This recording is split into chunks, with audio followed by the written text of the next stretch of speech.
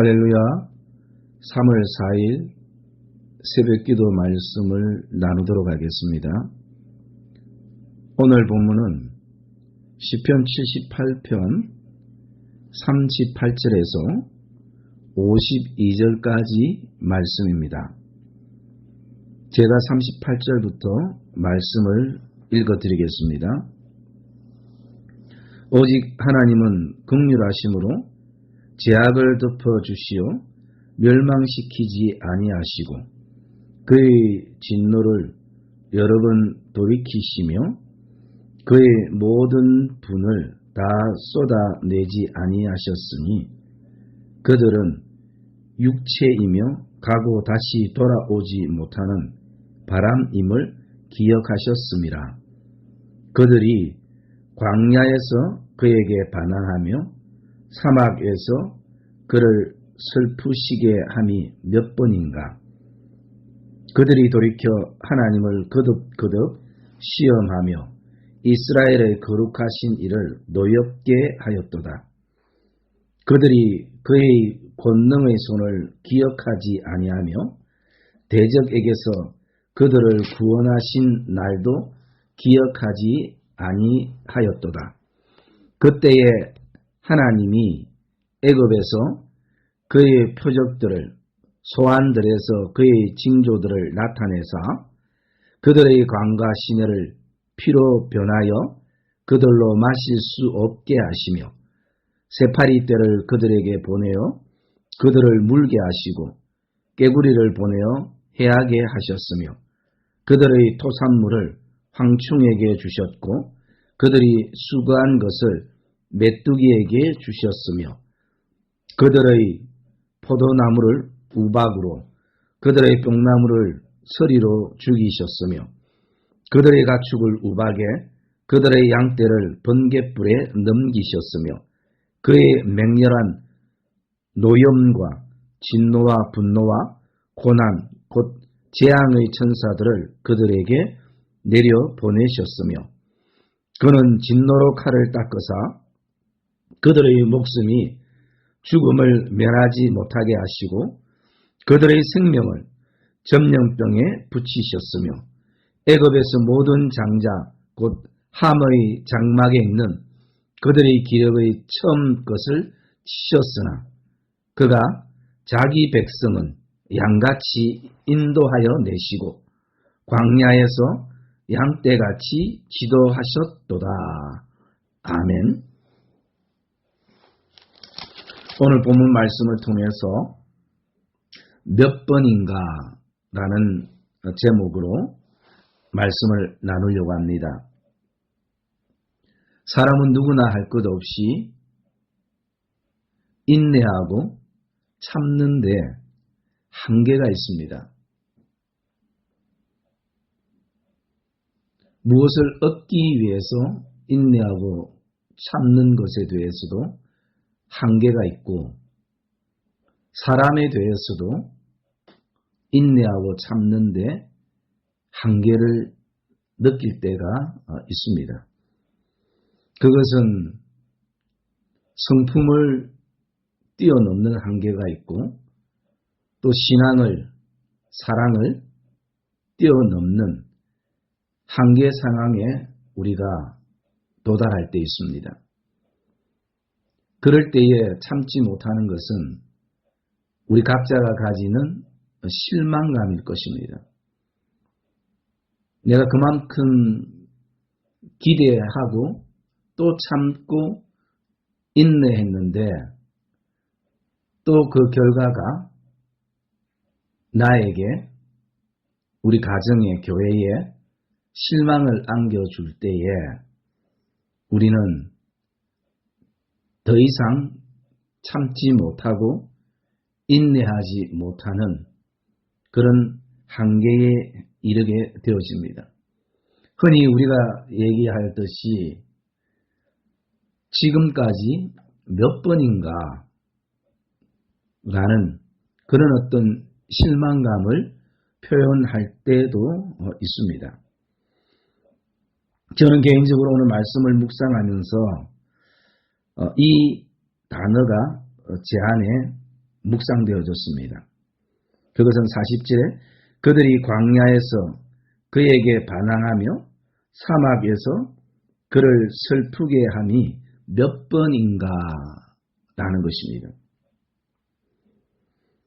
이스라엘 백성들이 하나님께 반항하고 슬퍼했던 게 도대체 몇 번인가 라는 말씀이기도 하는 것입니다. 광야와 사막은 이스라엘 백성들의 힘으로 도저히 살아갈 수 없는 곳이기도 합니다. 광야는 언제 무슨 일이 일어날 줄 모르는 두려움의 장소이기도 합니다. 사막은 끝이 보이지 않는 것입니다.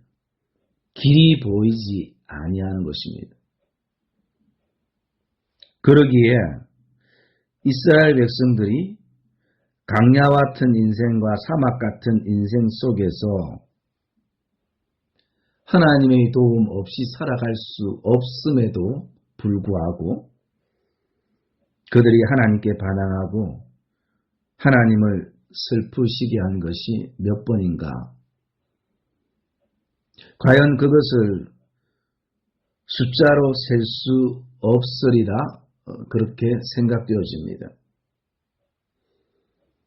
오늘 우리는 몇 번 인내하고 또 참았을 때에 주어지는 결과물이 실망스러울 때에 때로는 내 스스로 가지는 분노감으로 자리하게 될 때도 있는 것입니다.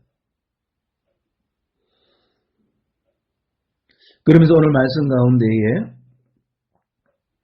하나님 편에서 하나님은 이스라엘 백성들을 위해서 몇 번이나 참으셨는가, 인내하셨는가,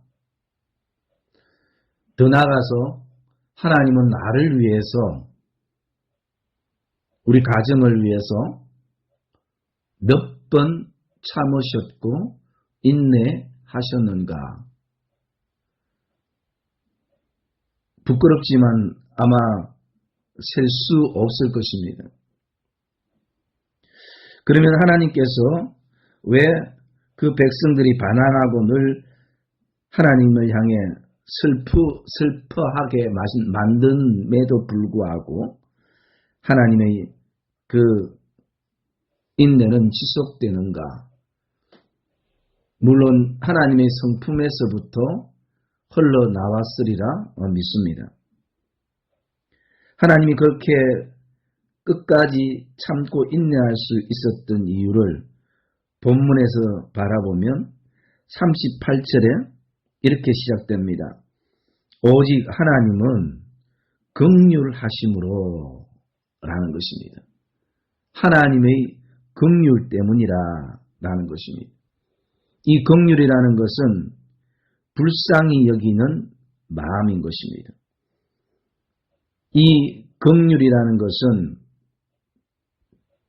하나님께서 하나님의 그 기준에서 바라보는 것이 아니라 그 이스라엘 백성들의 그 기준의 선에서 바라보게 되는 시각이기도 하는 것입니다. 그리고 하나님께서 끝까지 인내하고 몇 번인가를 참으셨던 그 이유는 38절 말씀에 보면 그의 진노를 여러 번 돌이키시고 그의 모든 분을 다 쏟아내지 아니하셨으니 라고 말씀합니다. 그의 모든 분노를 다 쏟아내지 아니하셨다라는 것입니다. 이것이 아마 우리와 다른 하나님의 성품이기도 할 것입니다.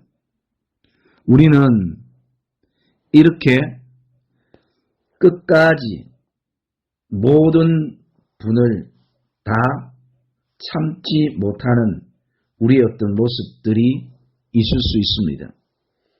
그러나 하나님은 오늘도 그 백성들을 향해서 내려야 될 진노도 여러 번 돌이키셨고 또 모든 분도 다 쏟아내지 아니하셨다라고 말씀합니다.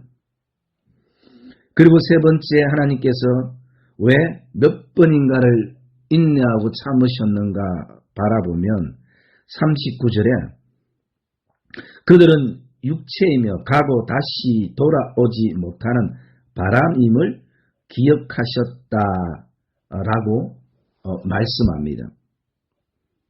이 말씀은 우리의 연약함을 하나님께서 체휼하지 아니하시고 하나님께서 우리를 받으셨다라는 말씀이기도 한 것입니다.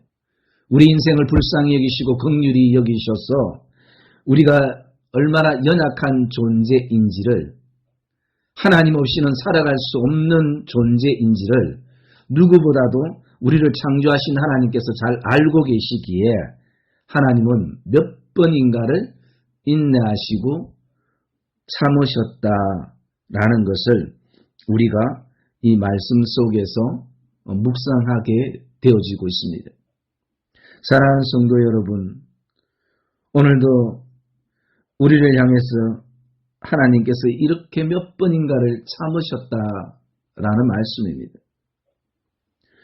혹시 지금 우리의 삶의 영역에 또 가족관계 가운데에 또 직장생활 가운데서 인간관계 속에서 또는 어떤 일의 계획과 성취와 또 그 목적을 향해 나가는 길에 지금 몇 번인가를 참고 인내하는 성도들도 있을 것입니다. 그것은 다른 사람을 향한 마음이기도 하지만 또 나 자신이 나 자신에게 실망하고 좌절해서 또 몇 번인가를 나 자신을 향해 참는 시간들도 있을 것입니다.